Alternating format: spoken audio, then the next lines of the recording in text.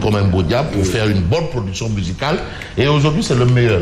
Quel c'est écrit à la connaître. Alors, ce que nous faisons, c'est de parler de tribune quotidienne. Et je salue quand même tous ceux qui nous regardent, le président Doudou Wade, le Dougou Tigui, le ministre Sidiki Kaba, quand même l'espoir du Sénégal oriental. Parce que quand même son avènement dans le Sénégal oriental a complètement transformé cette localité. Et la localité aujourd'hui a même connu son premier bâtiment avec ascenseur. Parce que quand même le Sénégal oriental, du temps des Souti Touré, on entendait parler. Des Dansoro Ahmad, on entendait parler. Mais avec le Dougou Tigui, quand même, on a senti que économiquement et structurellement, quand même, il y a eu du neuf, du sang neuf. Alors, nous, on essaie de mettre du neuf dans notre actualité. Et cette tribune quotidienne qui s'interroge sur un fait. Le Sénégal est-il en danger? Qu'est-ce qui se passe? Alors, tribune en veut pour preuve un fait. L'ONU nomme un émissaire spécial à Dakar. Un émissaire spécial à Dakar. Souvent, quand l'ONU nomme un émissaire, c'est dans des zones des pays là où il y a des conflits. Et c'est probablement ce qui pousse Tribune à se poser des questions. Organisation des Nations Unies, le Sénégal est-il en danger? L'ONU nomme un émissaire spécial à Dakar, la capitale. Alors, d'habitude, l'organisation nomme un émissaire spécial dans les pays en crise. Est-ce qu'il y a une crise?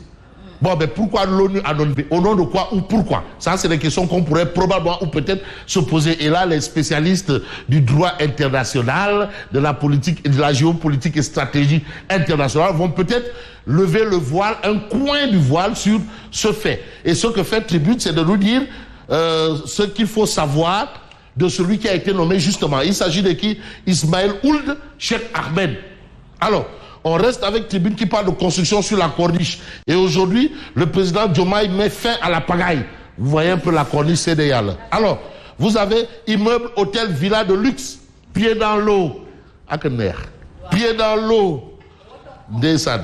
Pied dans l'eau.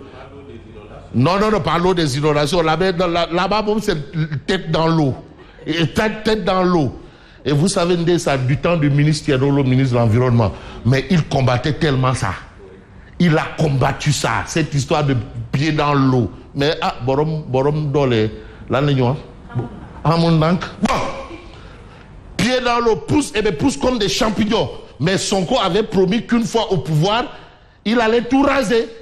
Et aujourd'hui, c'est un rasage de très près, pour reprendre le langage des barbiers, rasage de très près. Mais si près, si loin, avec monsieur, l'ancien premier ministre et candidat de Benno Bokk Yakaar. Et c'est qui?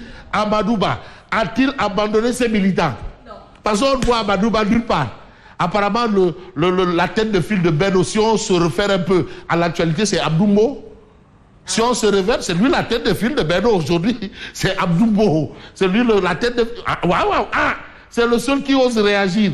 L'opposition parlementaire. Non, mais demandez... Non, c'est le patron de Benno aujourd'hui. C'est le patron de l'APR. Abdoumbo. Bon, Amadouba disparaît de la scène politique. Voilà ce qu'on relève, voilà ce que nous livre Tribune. Peine-t-il à se remettre de sa défaite du 24 mars dernier parce que c'est dur. Il y a quelque chose qu'on prend souvent là, des feuilles là qu'on prend pour faire des massages quand c'est dur là. Il y a des trucs là vraiment pour des massages vraiment à l'africaine là. Peut-être il est en période de sauna parce qu'il a besoin d'où là il a. Diomaye président 1000, Amadouba 2. C'était chaud. Bon. Et les autres candidats? Mbachum Gerte. Non, c'est-à-dire, Guédiouaï est arrivé en dernière position. Parce que ça, c'est une information. Ah oui? Ah waouh!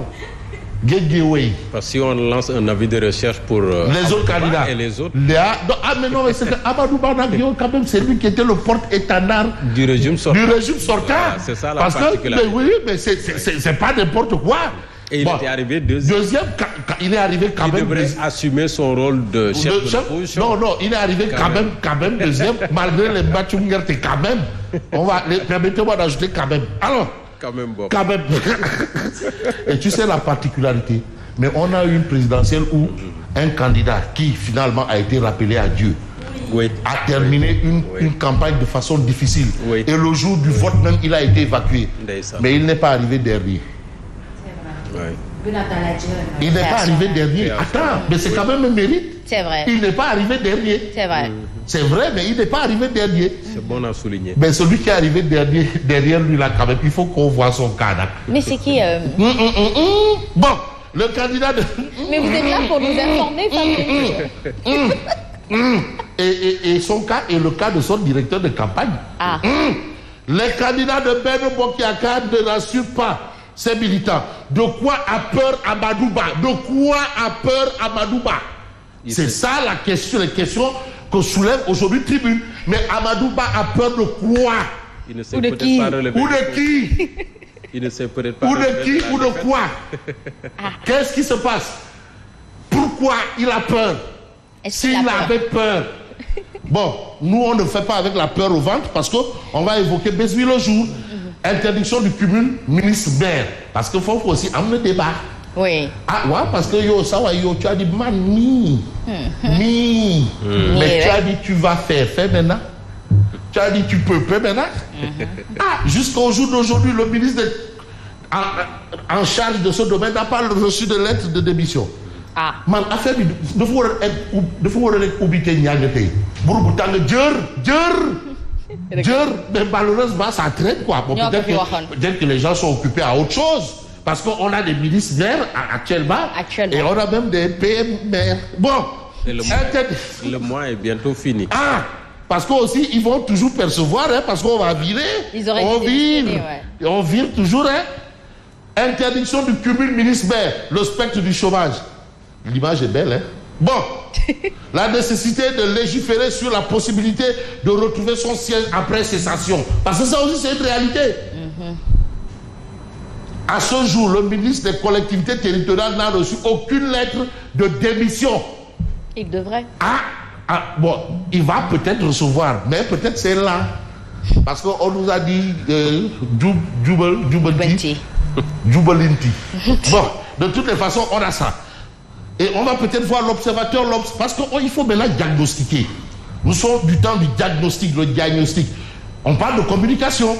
La courte vie des slogans de début de règne. Vous savez, quand chaque président arrive, il arrive avec son rythme et son son. Et aujourd'hui, l'observateur nous parle de ce que Wade nous avait dit en arrivant.